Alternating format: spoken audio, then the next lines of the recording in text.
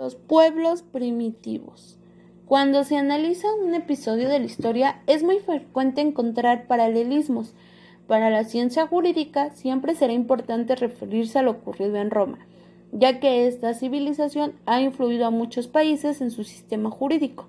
México es un gran ejemplo de ello. En la antigüedad, la administración de justicia corría al cargo del pater familias, quien tenía facultades y poder ilimitado sobre su dominio. Llegaba incluso a disponer de la vida de sus hijos y nietos, y en algunas circunstancias, éste disponía de ellos. Con la evolución del primitivo, los grupos de personas comenzaron a buscar la forma de reglamentar ciertas conductas y solucionar los conflictos creados para la convivencia frecuente. La más importante muestra de evolución se encuentra en el cambio de las penas corporales por las sanciones pecuniarias. Este es el primer paso en la evolución de la sociedad. Como ejemplo de este logro, es imposible mencionar a la pena impuesta en el caso del homicidio. Este problema no se solucionaba dándole muerte a otros seres humanos. En cambio, se podía llegar a una negociación entre las partes afectadas. También se observa que en un inicio los procesos se encontraban impregnados de formalismos y rituales que debían ser cumplidos. Las instituciones romanas perduraron a través de los siglos y muchas de ellas aún se encuentran vigentes. El derecho romano tuvo la característica de crear un sistema jurídico que podía aplicarse no solo al territorio propio de Roma y a los pueblos conquistados, sino que debido a su eficacia fue adoptado incluso por otros países. El procedimiento romano atravesó 3 momentos o periodos fundamentales. El primero de ellos fue denominado periodo de las acciones de la ley. En esta etapa de procedimiento se caracteriza por la formalidad y la solemnidad que debía imprimirse en todos los actos jurídicos, requiriendo utilizar ciertos gestos, movimientos y expresiones para su desenvolvimiento. Se trata de un derecho ritualista muy inflexible, en el que la falta de cualquiera de los requisitos antes citados podía significar incluso la pérdida del juicio. La ley solo determinaba 5 acciones que se podían ejercitar, la primera de ellas denominada acción por sacramento, la iudis postulatio, la candiditio, la manus injectu y finalmente pignoris capio. Las 3 primeras acciones culminaban en sentencia y las 2 últimas no eran propiamente acciones, sino más bien se referían a la forma de ejecutar sentencias ya obtenidas. Las acciones por sacramento. Esta acción se construía frente al pretor o al magistrado. Debía además asistir un miembro del culto religioso. El procedimiento era iniciado con la anunciación de la demanda que formulaba el actor o demandante contra el deudor o demandado, quien a su vez hacía la exposición de los hechos y los argumentos a su defensa. Si existía contradicciones entre ambos, el demandante era quien realizaba una apuesta con el demandado, la que consistía en el señalamiento formulado para el demandante, en el sentido que obtendría una sentencia favorable. Si el demandado aceptaba el reto, la apuesta era encontrar al miembro del culto religioso. Era este momento que marcaba el inicio del procedimiento, que podía durar tiempo necesario. Al finalizar el procedimiento, debía dictarse la sentencia, en la que se declaraba si la acción del demandante era o no procedente. El favorecido por el resultado retiraba la cantidad entregada por concepto de apuesta, y el que resulte vencido, además de perder lo que había depositado como apuesta a favor del ministro de culto, también perdía el juicio. Esta acción sirvió para reclamar los derechos de propiedad. La acción judicis postulatio.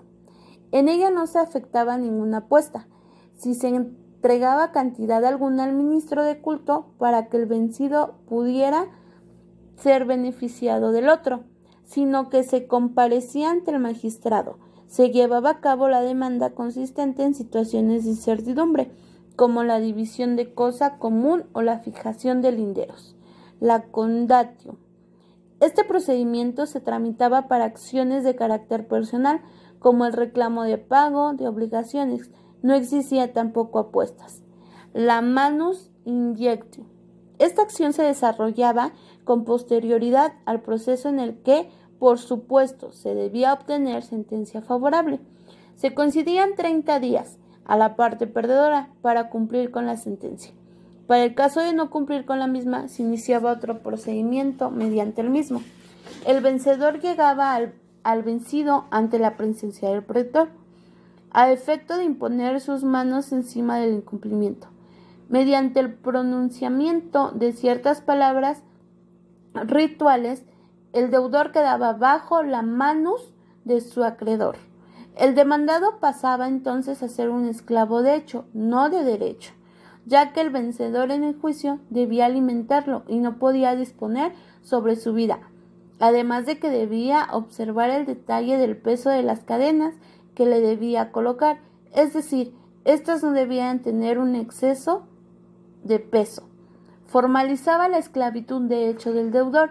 Se le concedían otros 60 días para que cumpliera con su obligación, y si pasado este tiempo el deudor seguía sin dar cumplimiento a la obligación contraída con el actor, este último podía entonces venderle en el mercado y con su producto pagaría su deuda. Podía ocurrir que no pudiera vender al esclavo, situación que permitía al acreedor decidir si seguía conservando al esclavo o bien podía decidir darle muerte. Con ello la deuda quedaba saldada. La historia cuenta que si existían más de un credor, el cuerpo del deudor o demandado podía ser dividido en cuantos acreedores tuviera para que fuera repartido entre estos. La pignoris capio. Este es el antecedente del embargo y por medio de él se podía recoger un bien, con el fin de garantizar el cumplimiento de la obligación contraída. Este periodo se caracterizó porque el demandante no podía comparecer por medio de un representante a exigir los conceptos que reclamaba, solo en casos excepcionales, si se trataba de un menor o bien de alguien que se fuera encontrado fuera de su localidad. El periodo formulado, se caracteriza por diferenciar dos etapas del jus, que significa la comparecencia ante el pretor, en la que el demandante plantea los conceptos que reclama el demandado, y a su vez el demandado exponía las razones de su defensa. Una vez que se formulaba el razonamiento en el que el pretor llegaba a la conclusión de considerar precedentes los conceptos reclamos por el actor, dictaba una fórmula para que el actor pudiese acudir ante el juez o jurado, popula para que sea escuchado. Así se inicia la segunda fase, el judicium. Esta fase se componía de 4 partes, que era la demostración, la pretensión del demandado, la facultad de sentencia y finalmente la facultad de adjudicar. Las 3 primeras fórmulas se daban ante todo un juicio, mientras que las últimas solo el caso relativo de la propiedad. En dicha etapa la acción se define como el derecho concedido por el magistrado para perseguir delante del juez lo que es debido. El siguiente periodo que reconoció Roma fue el extraordinario. En todos los procedimientos se llevaban al pretor, quien conocía del proceso desde el inicio hasta su culminación. En este momento se caracteriza por la desaparición de fórmulas y se concedía la acción como el derecho de reclamar ante la autoridad judicial lo que no es debido. Ahora, hablaremos de los germánicos. El derecho germánico anteponía los intereses colectivos a los particulares, es decir, que daba mucho peso a la opinión de la mayoría, sacrificando desde luego el interés de una sola persona. El proceso era oral y público, lo desarrollaban ante un grupo de ciudadanos de la localidad, convocados para tal fin, y el juez solo funcionaba como director y moderador de la actividad de las partes. El fallo no dependía del juez, sino de los convocados para juzgar. Ellos eran quienes decidían su procedencia o no la reclamación entablaba para que el juez únicamente impusiera la pena. Los medios de prueba eran diversos, pero dirigidos principalmente a los aspectos religiosos, por lo que el juicio se convertía en divino o, dicho en otras palabras, se desarrollaba el dominado juicio de Dios. La prueba era la siguiente. La primera era la prueba de juego. Podía desarrollarse en varias formas. La persona tocaba un objeto candente. Si se quemaba, obviamente era culpable. ¿Qué otra forma era aquella en la que se podía caminar al presunto culpable sobre objetos candentes con sus pies descalzos, lo cual significaba una atrocidad y una prueba difícil de superar, ya que si no lograba caminar un número determinado de pasos, se lo considera culpable? La historia relata otra forma de llevar a cabo esta prueba, que consistía en que se presumía si era culpable, debía sacar varios objetos de una olla con agua caliente. Si lo lograba era inocente, puesto que Dios había ayudado a esto que ocurriera, pero de no ser así, entonces al no ser ayudado por Dios, se consideraba culpable.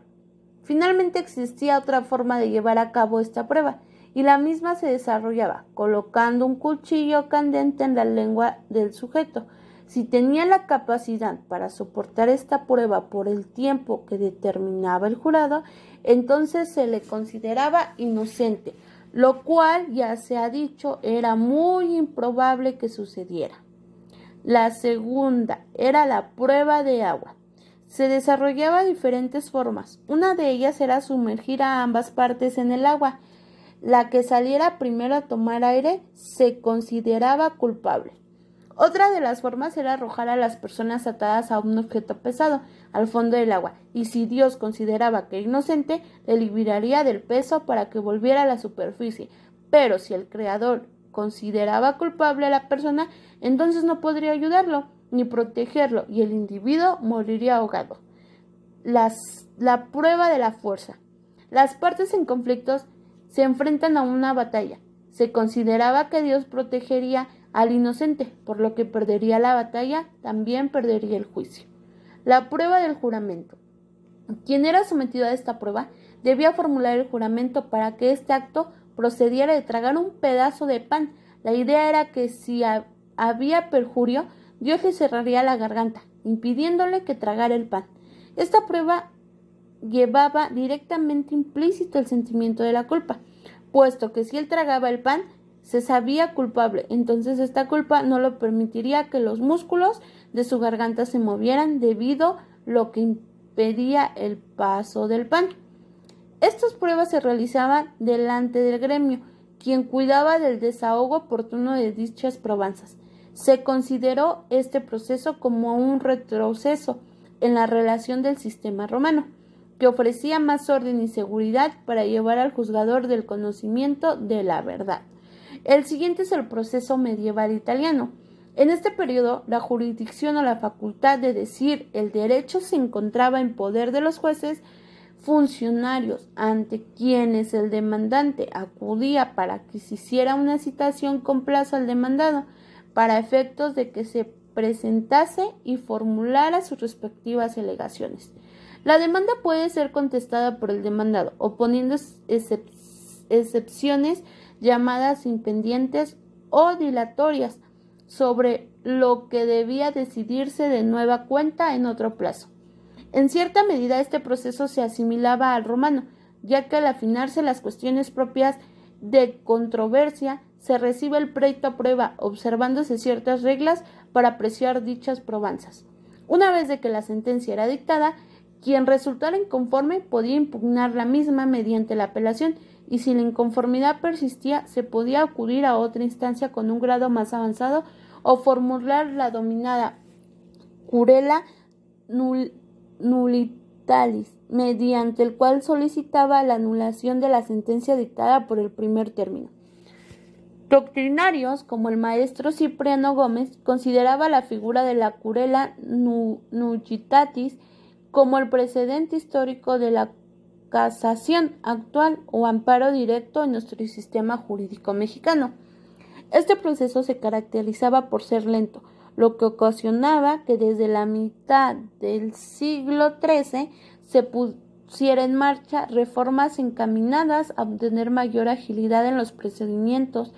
Los resultados de estos cambios fueron los juicios de tipo sumario. Si bien en el antiguo enjuiciamiento español, el derecho español se aplicó durante la colonia. Entre los ordenamientos característicos del derecho español figuran el Código de las Partidas de 1265 y en otro momento histórico las no menos importantes leyes de Toro de 1503. la nueva recopilación de 1567 y finalmente la novísima recopilación de leyes de España de 1805. Consecutivo la Revolución Francesa y la codificación, en el siglo XIX surge la corriente codificadora francesa para garantizar los derechos de los seres humanos frente a los abusos de las actividades estatales.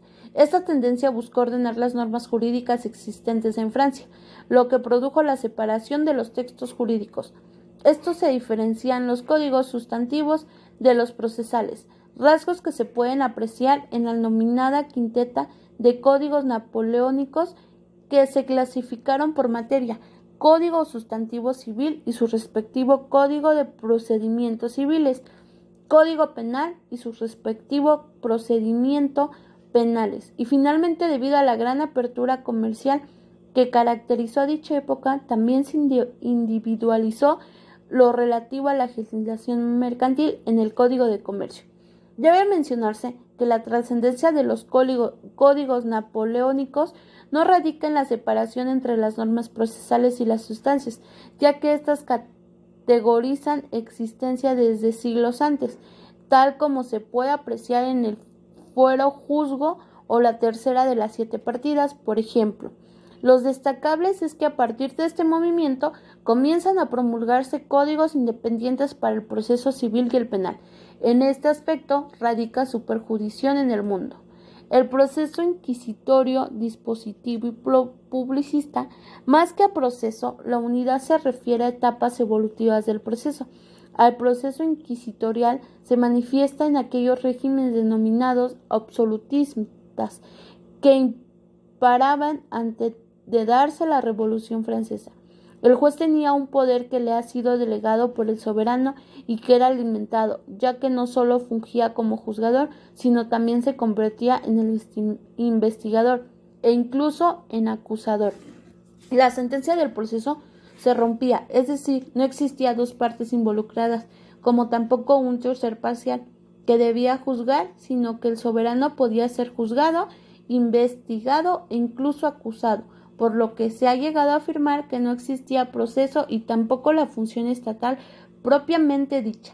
Otro aspecto deficiente se observa en la materia penal, ya que el procesador se presumía culpable, no inocente, por lo que esto tenía la titánica labor de demostrar su inocencia, y en su lugar de que el acusador argumentaba la culpabilidad de éste.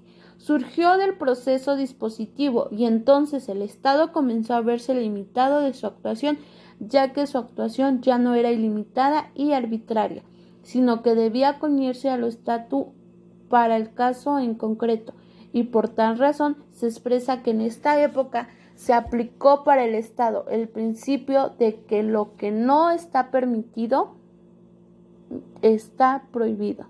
Así que hace presente a indispensables la imparcialidad del juez entre las partes, lo que viene a construir una garantía de esta frente al Estado. El proceso publicista aliviana los excesos que hubo en el liberalismo, por lo que se amplían los poderes del Estado a través del juez, con un ánimo paternal y proteccionista de intereses de las clases más propensas a ser objeto de desigualdades e injusticias. Esta tendencia se manifiesta en la creación de ramas específicas del derecho laboral o del trabajo, al igual que el derecho agrario. Si bien la oralidad y escritura en el proceso son que los primeros procesos fueron orales, la escritura no tenía lugar en ello. Las partes se acercaban ante el tribunal o juez y sus propios argumentos exponían sus conflictos. En el mismo acto se presentaba también a los testigos. Una vez que se deshogaban estas diligencias, el juez debía proceder a dictar la sentencia, pronunciada con sus propias palabras. Debido a que la vida social comenzó a complicarse, fue necesario formar un registro en los actos procesales. Así solicitó la figura del escribano y se procedió a formar expedientes. Estos fueron antecedentes del procedimiento escrito. El procedimiento oral se caracterizó por 4 tendencias principales. La primera de ellas es relativa a la aplicación del principio de economía procesal, ya que el proceso oral puede permitir el desarrollo de más actuaciones procesales en un menor tiempo. De esta manera surgió el proceso desarrollado en una sola audiencia ante el tribunal, en el que se exponía la demanda del actor, las excepciones del demandado, las pruebas de ambas partes, sus alegaciones y finalmente la sentencia que se escuchaba de los labios del juez. Otros aspectos destacables es el relativo a la identidad entre el juez instructor y en el que decide el conflicto, pues había de ser una misma persona, o bien los mismos miembros del jurado encargados de recibir las demandas y las respectivas contestaciones de las partes, al igual que el ofrecimiento de las pruebas de desahogo, conclusiones o alegaciones. Una vez cumplido anteriormente, debían ser ellos mismos los que sentenciaran el conflicto. Lo anterior era una labor importante, recordando que antiguamente el juez únicamente instruía el proceso, pero no dictaba la sentencia. Esta era condenada a un jurado integrado por varias personas y una a su vez decía la sentencia. El juez únicamente imponía la pena correspondiente. Por otra parte, también es característica de este proceso la inmediatez fiscal del juez, que implica este funcionario de forma personal tenía conocimiento de la causa puesta a su consideración. Un avance más relativo a las sentencias antelocutorias es que éstas no debían ser impelables, además de que el juez debía desechar de plano los escritos o recursos a lo que cualquiera de las partes buscara para entorpecer el curso del proceso. Aquellas cuestiones incidentales cuyo objetivo era retrasar el desenvolvimiento del proceso debían ser denegadas y la posibilidad de impugnación únicamente se reserva para la sentencia que se dictara. Bien, la evolución de la doctrina procesal y surgimiento de la corriente científica del proceso ha pasado por el pensamiento jurídico. Su evolución y la bibliografía procesal atravesaron por determinadas etapas que es indispensable mencionar. El maestro Alcalá Zamora menciona 6 etapas del pensamiento. La bibliografía procesal, comenzado como la etapa primitiva, a la que no existe literatura procesal debido a que tampoco se desarrolló la escritura. Más tarde se desarrolló la etapa de la literatura romana, en la que surgen autores como Cicero, quien estaba enfocado a discursos expresos a través del aleatorio y proporcionaba consejos al igual que recomendaciones para el ejercicio de la abogacia. La posterior etapa fue la escuela judicia, que tuvo como lugar en la Bolonia Florencia de los siglos XI al XIII, y se destaca el concepto de juicio, ya que en esta etapa los juicios se dividen en tiempos. La posterior etapa se refiere a la escuela practicista, en la que se brindan recetas, fórmulas y recomendaciones prácticas para problemas concretos de procedimiento. La siguiente etapa fue denominada la escuela procedimentalista, cuyo objetivo fue estudiar organizar judicial, por lo que el procedimiento y la competencia son analizados, ya que en textos jurídicos la etapa del procesalismo científico se caracterizó por dar independencia a la ciencia procesal, de lo que la sustancia o la ciencia del derecho son sustantivos.